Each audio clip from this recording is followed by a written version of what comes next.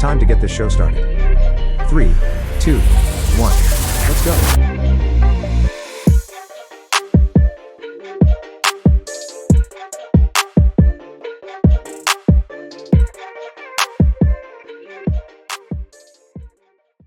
Simple times in the 90s, man. Simple times in the 90s. Dude, the 90s, I mean, that was my favorite decade. Oh, for sure. Since we're on the topic of the 90s anyway, Yeah. you Tell me know, something. one of most interesting experiences in the 90s was growing up with siblings. I have an older brother and I've got a younger sister. Mm-hmm. You know, he's 2.5 years older than me, and my sister is a year and 20 days younger than me. You know, my parents were like, okay, we want another one. They jumped on it quick. And I know you got some siblings. Oh, yeah. You know, for us growing up in the 90s, I shared a room at one point with my brother and my sister. And then later on, Pre-internet. just my brother. Yeah, pre-internet. Yeah. So, you know, you spend a lot of time with your siblings, and it wasn't always quality time either. Oh, no. Not all the time.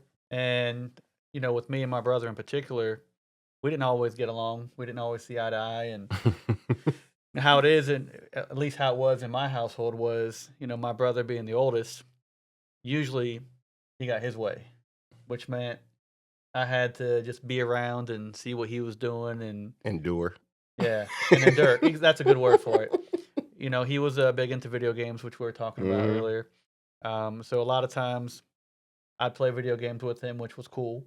But then there was a lot of times where he played a one-person game where I'm pretty much either spectating if I'm in the house or I have to go figure out something else to do. Yeah. You know, and with siblings, there's a little bit of rivalry. There's a little bit of animosity that builds up, you know, over time. And, you know, my brother being older, he controlled lights out. So, which usually meant we were going to sleep at like 9, 10, or maybe a little bit later, depending on what was on. Like, if wrestling was on, Oh, yeah. we'd keep the lights on a little bit longer. Yeah, you got to stay up for that. Yeah, you got to see if Stone Cold's going to win, Yeah. you know, or The Rock or whoever.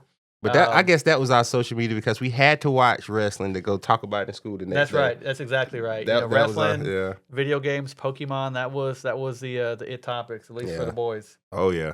And you know, so lights out. You know, that was one of my issues with my brother was he controlled the bedtime, and when he wanted to go to bed, I had to go to bed too. Yeah. You gonna go to sleep. Debo. Yeah. So, I mean, don't get me wrong. Me and my brother, we had some, you know, things we did together. We played basketball, do other things, play video games. You know, he was really good at those one-player games, but I was really good at the battle games like Mario Kart, GoldenEye, and, you know, Mortal Kombat. Man, GoldenEye. And that's where I beat my brother's ass as a kid. I beat him in the video games because he's older, he's bigger. You know, he put a whooping on me. Yeah. You know, every now and then. Oh, you know? yeah. That's just what brothers did in the 90s. Oh, yeah. Again, we didn't always get along, and what would happen over time is he'd do lights out, and I'd get a little frustrated with him.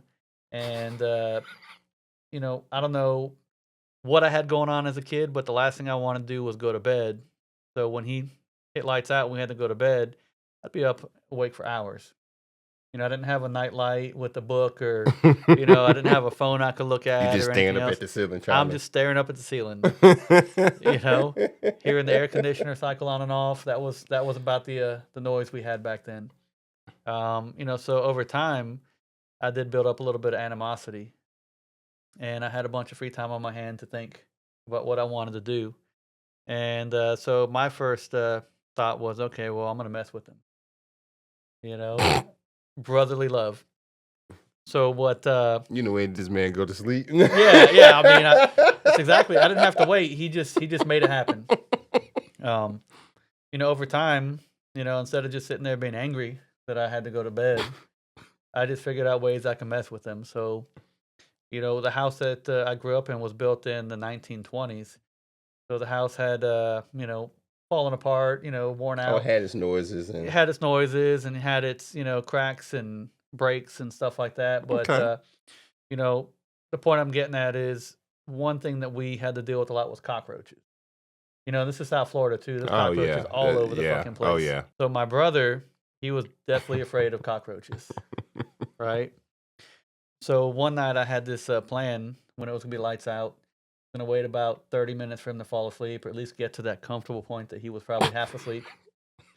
And before I went in the bed, I grabbed a couple paper towels from the kitchen.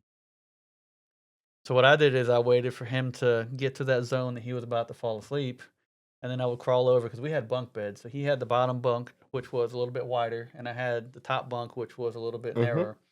What I would do is I'd crawl over to his side where he'd have his head hanging out.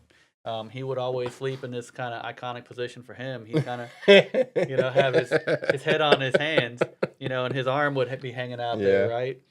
So I'd crawl over to his side of the bed, and I'd take that paper towel and I'd roll it up into little pieces, right?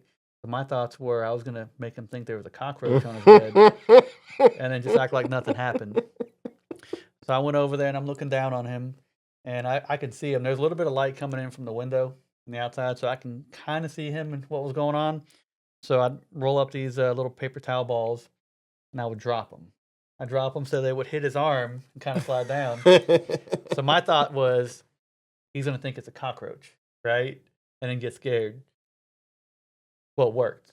So I got about maybe 5 or 10 in, and I had a couple roll across his arm, and then he finally flinched. He was like, and it's dark, so he can't see a whole lot of what's going on. So he kind of held that pose for a second, like, I'm waiting for something else to feel like something. Yeah, waiting to see if something's crawling on him, right? But he had that what touched me pose, like something happened. Yeah. And then after like a few minutes. I bet you was holding it. I bet you was like, yeah. Man, let me tell you, I was laughing on the inside because I couldn't laugh on the outside. But so I gave him a few minutes, to get more comfortable. He kind of went back into his pose. And then I dropped another one. And the first one, boy, he jumped out of bed so fast. And, the funny part about it, too, is, he slept with his head this way. I slept with my head that way. So we're on opposite. Oh, yeah. Right? So as soon as he started jumping out of the bed, I went and I laid down in my position and turned over facing the wall, threw the blanket over my shoulder. Now I'm over here faking asleep. And then he runs up and hits a light switch and comes back to the bed. And he's like, "You fucking asshole." And then I turn around like, what? Like, I'm sleeping, dude. Like, what's going on? Now I'm thinking like, okay, I got his ass, right? And I got away with it. What I wasn't thinking about was all the little paper towel wads that he'd find on the bed. Left your evidence. Yeah, so I left the evidence. I didn't even think about it. And then so he saw it and realized I was fucking with him. He came up there and just decked my ass.